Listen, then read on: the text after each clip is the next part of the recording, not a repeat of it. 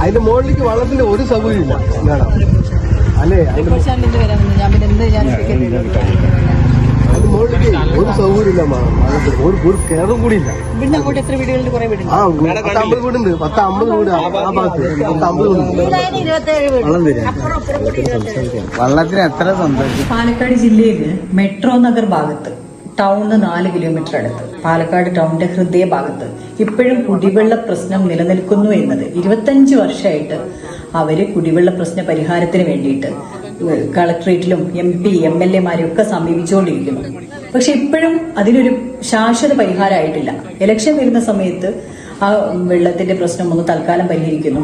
അപ്പൊ പരിഹരിക്കപ്പെടും ഈ പ്രശ്നം എന്ന് അറിഞ്ഞുകൊണ്ട് കുടിവെള്ളം അവർക്ക് കിട്ടുന്നില്ല. അവർ മഴയെ ആശ്രയിച്ചാണ്. ഇപ്പോഴും നമ്മുടെ സാക്ഷര കേരളത്തില് കുടിവെള്ളത്തിന് വേണ്ടിയിട്ട് മഴയെ ആശ്രയിച്ചുകൊണ്ടിരിക്കുന്ന ഒരു വിഭാഗം ഇവിടെ ഉണ്ട് എന്നുള്ളതെന്ന് നേരിട്ട് പോയി കണ്ടു ബോധ്യപ്പെട്ടപ്പോൾ വളരെ സങ്കടകരമായ ഒരു അവസ്ഥയാണ്. അപ്പോൾ ഈ ഒരു കുടിവെള്ള പ്രശ്നം പരിഹരിക്കാൻ അവിടെ അതിനൊരു സൊല്യൂഷൻ അവിടെ തന്നെ ഉണ്ട്. അവിടെ താഴെ ഭാഗത്തൊരു ചെറിയ കിണർ കുഴിച്ചിട്ട് അവിടെ ഒരു മോട്ടോർ മുകളിലോട്ട് വെച്ച് കഴിഞ്ഞാൽ തീരാവുന്ന പ്രശ്നമേ ഉള്ളൂ. അതുപോലും ചെയ്യാൻ ഇവിടെ MP MLA വേറെ ആർക്കും സമയമില്ല. വാർഡ് പഞ്ചായത്ത് മെമ്പർമാരെല്ലാവരും ഉണ്ട്. ആർക്കും ഒന്നിനും സമയമില്ല. അപ്പം നമ്മൾ ഇന്നവിടെ സന്ദർശിച്ചപ്പോൾ അവിടെയുള്ള ആളുകളുടെ വിഷമം കണ്ട് മനസ്സിലാക്കിയപ്പോൾ നാളെ മുതൽ നമ്മൾ തൃണമൂൽ കോൺഗ്രസ് സമരപരിപാടികളുമായിട്ട് മുന്നോട്ട് പോകാനുള്ള തീരുമാനത്തിലാണ്.